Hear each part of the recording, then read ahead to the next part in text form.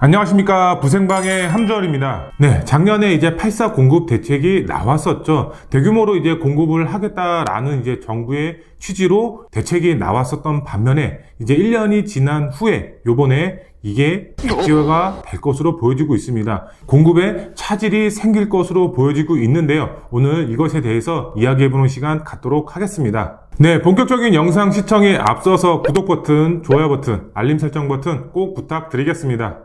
작년이죠. 작년 이제 8.4 대책, 부동산 대책이 나와 있습니다.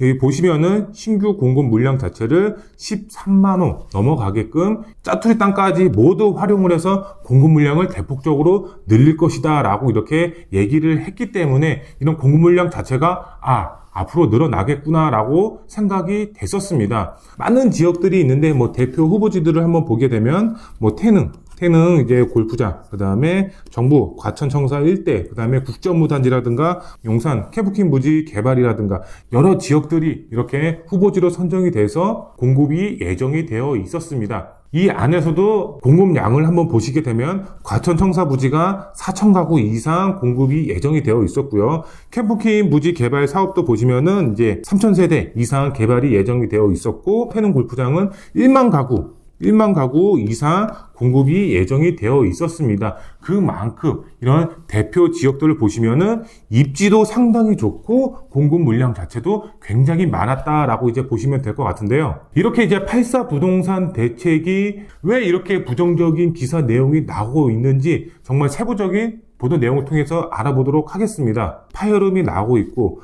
이제 사업이 현재 진행이 되고 있는 게 한 건도 없다. 이런 이제 굉장히 부정적인 기사 내용이 나오고 있습니다. 태릉 골프장, 과천청사 공급 원점, 주민 반대의 난항이다 이렇게 나와 있고요. 말 잔치뿐인 정책, 집값 폭등, 불신의 불론, 부동산 정책 참사다 이렇게 보도 내용이 나와 있습니다. 그만큼 정부가 어떤 부동산 대책을 내놓으면 효성은 급격하게 떨어지지 않나, 시장의 목소리가 이렇게 나오고 있다라고 이제 말씀을 드릴 수가 있겠고요. 본문 내용을 보시면은 과천에서는 8.4 공급 대책에 반발한 주민들이 과천시장을 주민 소환 투표에 붙이기도 했다. 결국 정부는 주민들의 의사를 받아들여 청사 부지 대신 주택 공급 대체지를 확보하겠다 이렇게 보도 내용이 나와 있습니다. 그림에서 보시는 것처럼 이렇게 천막까지 쳐서 반대를 했고, 아래 그림에서 보시죠. 정말 많은 분들이 반대의 목소리를 내셨다라고 보시면 될 것 같고요. 주민 소환까지 투표를 해서 이런 반대의 열의가 굉장히 들끓었다라고 이제 보시면 될 것 같은데요. 과천, 강남 대체지 아닌 바이오 허브 도시로 김종천 과천시장의 밑그림 이렇게 보도 내용이 나와 있습니다. 그만큼 이제 바이오 클러스터 핵심 종합병원 유치, 지역 경제 활성화를 가져올 땅에 아파트를 짓지 않겠다. 이 말인 즉슨 과천청사 부지는 백지화가 됐다라고 이렇게 이해를 하시면 좋을 것 같습니다. 그러면은 이런 반대에 부딪혀서 이런 과천청사 부지가 말 그대로 백지화가 됐는데 이런 주민들은 왜 반대를 할까요? 우선 결론부터 말씀을 드리면은 집값이 하락하기 때문에 반대를 한다라고 이제 보시면 될 것 같은데요. 예를 들어서 이제 쉽게 설명을 해 드리겠습니다. 지금 집값이 왜 상승이 되고 있나요? 바로 공급 물량, 신규 주택 공급 물량이 지금 서울 도시만에 상당히 부족합니다. 이런 공급 물량은 부족한데 수요는 많아. 당연히 집값이 상승이 될 수밖에 없겠죠. 하지만 우리가 뭐 A라는 지역이 있다고 가정을 하겠어요. A라는 지역이 있는데 이 A라는 지역에 정말 집이 우후죽순 들어선다고 가정을 하겠습니다. 그러면 집값 어떻게 될까요?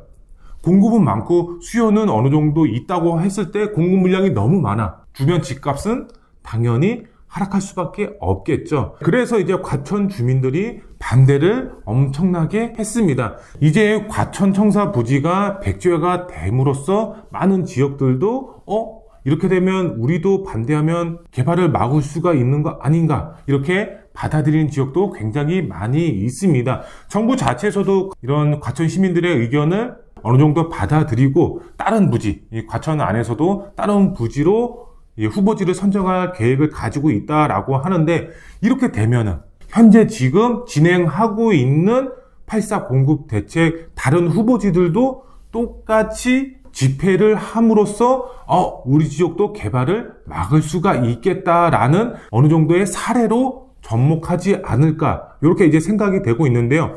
그렇기 때문에 다른 지역들도 우리도 막을 수 있다라는 의식을 요번에 심어주지 않았나, 이것은 정부가 어느 정도 여지를 주지 않았나 생각을 할 수 있겠습니다. 네, 그러면 이제 84 부동산 대책이 13만 호 이상을 서울 도심안에 공급할 계획을 가지고 있었죠. 13만 호, 말 그대로 어마어마한 수치입니다. 하지만 이런 수치가 정말 다 무산이 된다고 가정이 됐을 때 어떻게 될까요?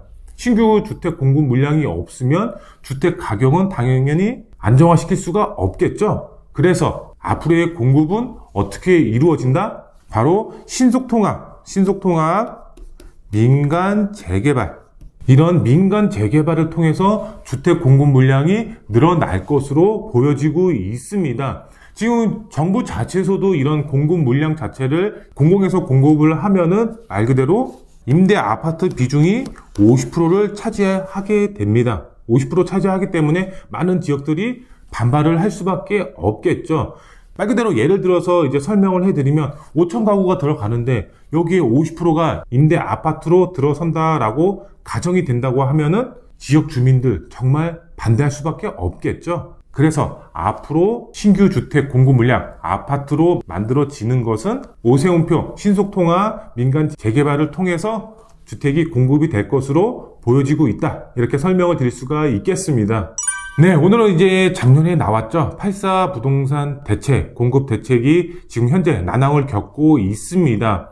앞으로 이제 정부에서 추진하는 공급 물량 자체가 상당히 적을 것으로 보여지고 있습니다. 그렇기 때문에 이제 신규 주택 공급 물량은 오세훈표 민간 재개발을 우리는 조금 더 관심을 가져야 되지 않을까, 이렇게 생각이 됩니다. 네, 오늘 영상이 마음에 드셨으면 구독 버튼, 좋아요 버튼, 알림 설정 버튼 꼭 부탁드리겠습니다. 그럼 다음 영상에 더 알찬 정보로 찾아뵙도록 하겠습니다. 감사합니다.